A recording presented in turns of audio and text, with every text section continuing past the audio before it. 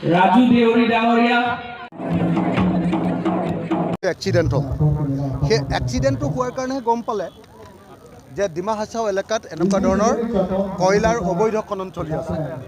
কিন্তু তাতকৈ বেছি ডাঙৰ অবৈধ খনন কয়লাৰ ইলিগেল মাইনিং চলি আছে কাৰ্বি আংলঙত চলাই আছে তুলিৰাম ৰংহাং বাহিনীটোৱে সেই কাৰ্বি আংলঙত চলাই থকা যি অবৈধ কয়লা খনন অবৈধ কয়লাৰ যে মাইনিং সেই মাইনিংটো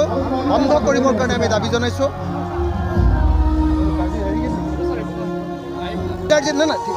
অবৈধৰ যিটো কয়লা খনন সেইটো বন্ধ কৰিবৰ কাৰণে দাবী জনাইছোঁ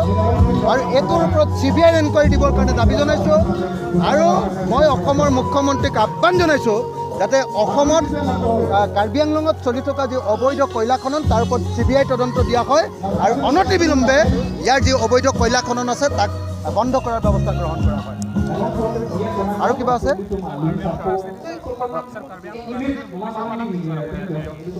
মানে কাৰ্বি আংলং কাৰ্বি মানুহৰ মূল যিটো দাবী যে ভাৰতৰ সংবিধানৰ 244A লাগে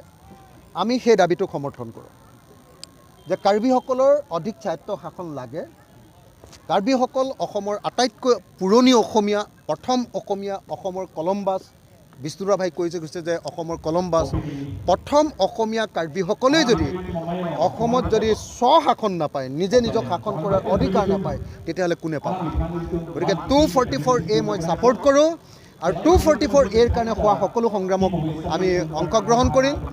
অতি সোনকালে কাৰ্বি আংলঙৰ পৰা তুলিৰাম ৰংহাং বাহিনীক খেদোৱাৰ ব্যৱস্থা কৰিব লাগে কাৰণ কাৰ্বি আংলঙৰ ৰাইজৰ যি মূল 6 শিডিউলৰ যিটো স্পিৰিট সেই স্পিৰিটটো তুলিৰাম ৰংহাং বাহিনীয়ে হিমন্ত বিশ্ব শৰ্মাৰ ওচৰত বন্ধকত দি দিছে দিল্লীৰ ওচৰত বন্ধকত দি দিছে গতিকে অতি সোনকালে কাউন্সিলৰ যি ইলেকশ্যন হ'ব এইবাৰ ইলেকশ্যনত আমি বিজেপিক হৰুৱাব লাগিব বিজেপিয়ে কাৰ্বিসকলৰ অধিকাৰ কাঢ়ি লৈছে APHLCক আমি জিকাব লাগিব জন ইংতি কাঠাৰক আমি ইয়াতে শাসন দিব লাগিব আৰু লগতে আমি স্পষ্টভাৱে কৈ দিছোঁ যে আগন্তুক বিধানসভা নিৰ্বাচনত আমি সৰ্বতোপ্ৰকাৰে সহায় কৰি ইয়াত বিজেপিক হৰুৱাই APHLCক জিকাবৰ কাৰণে আমি সকলোৱে কাম কৰিম মই নিজেও তাৰ কাৰণে খাটিম মই এই মুহূৰ্তত আজি APHLCৰ প্ৰতিষ্ঠা দিৱসত তেখেতসকলক আদৰণি জনাইছোঁ শুভেচ্ছা জনাইছোঁ অভিনন্দন জনাইছোঁ আৰু কাৰ্বিসকলৰ এই সংগ্ৰাম আগুৱাই লৈ যাবৰ কাৰণে মই আশীৰ্বাদ দিছোঁ হয় মানে কাৰ্বি স্বায়ত্তশাসিত পৰিষদ আৰু ডিমা হাছাও স্বায়ত্তশাসিত পৰিষদ এই দুইটাক হিমন্ত বিশ্ব শৰ্মাই আমাৰ দিছপুৰে মানে সদায় ATM হিচাপে ব্যৱহাৰ কৰি আহিছে এই দুটা একদম ATM আৰু যেতিয়াই দৰকাৰ হয় তাৰ পৰাই পইচাটো মাৰে যেতিয়াই দৰকাৰ হয় সেইটো কৰে গতিকে মই ভাবোঁ যে হিমন্ত বিশ্ব শৰ্মাৰ ATM ৰূপে আমাৰ কাৰ্বি স্বায়ত্তশাসিত পৰিষদক আৰু ডিমা হাছাও স্বায়ত্তশাসিত পৰিষদক ব্যৱহাৰ কৰিবলৈ কেতিয়াও দিব নালাগে তুলিৰাম ৰংহাঙৰ আৰু দেবুলাল গাৰোচাৰ এই যিটো জাতিদ্ৰোহী তেওঁলোকৰ নিজৰ জাতিৰ প্ৰতি যি অন্যায় সেই অন্যায়টো আমি সকলোৱে বিৰোধিতা কৰিব লাগে মই আকৌ এবাৰ এটা কথা কৈছোঁ যে আমি 244A ছাপোৰ্ট কৰোঁ কিন্তু কাৰ্বি আংলঙত থকা কাৰ্বি ৰাইজে অন্যান্য খিলঞ্জীয়া মানুহক ইয়াত কিন্তু অধিকাৰ প্ৰদান কৰিব লাগিব এখন ৰাজ্য এখন ঠাই কেৱল এটা জাতি মানুহ বসবাস নকৰে